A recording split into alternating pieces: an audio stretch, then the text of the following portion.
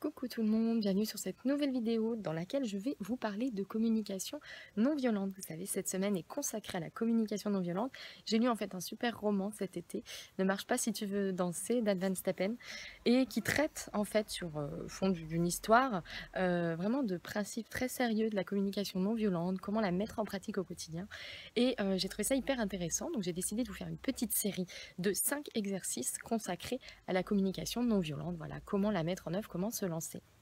Donc on a déjà vu comment gérer sa colère et puis comment remercier les autres. Aujourd'hui, je vais vous parler des conflits et de que faire après une dispute pour retrouver le calme avec justement, encore une fois, les principes de communication non violente. Et vous allez voir, ça peut vraiment nous aider. Il y a de très bonnes choses, très intéressantes, que je relie un petit peu à d'autres choses. Voilà. Alors, vous avez une dispute. Donc déjà, ce qu'il est important d'avoir en tête, c'est que quand on se dispute, comme quand on est en colère, on perd un petit peu le sens de la réalité, on s'emporte. Et donc, il est vraiment nécessaire de prendre un temps pour faire la clarté, pour retrouver la clarté en soi. Pour cela, donc, je vous propose de vous isoler une fois de plus, de prendre, si vous en avez besoin, un carnet et un stylo pour noter vos observations, vos réflexions. Et puis, d'autant plus que ça vous aide également à canaliser un petit peu votre attention. Enfin, pour moi, ça marche très très bien. Et de vous poser 4 questions. 2 premières questions. Qu'est-ce que je ressens ? Qu'est-ce que je ressens là tout de suite? Essayez de détailler un maximum les sentiments, ce qui se produit en vous. Deuxième question, à quoi est-ce que j'aspire?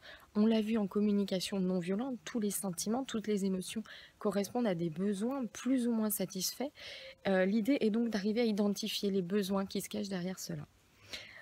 Donc ces 2 questions, c'est quoi? C'est d'apprendre à se... On communique pas encore, hein, on est bien d'accord. C'est déjà de faire le point en soi, sur ce qui se passe en soi. Parce qu'avant de se tourner vers l'autre, il faut déjà bien sûr s'accueillir soi-même, se connaître soi-même, s'écouter soi-même.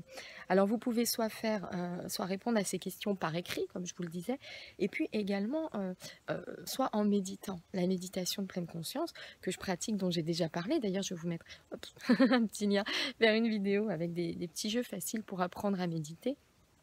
On peut également apprendre tout simplement en se posant à s'écouter. Qu'est-ce que je ressens là tout de suite? Et simplement à observer un petit peu ces sensations physiques liées aux émotions que l'on ressent. Donc voilà, 2 premières questions pour vraiment se retourner vers vous et puis vous accueillir.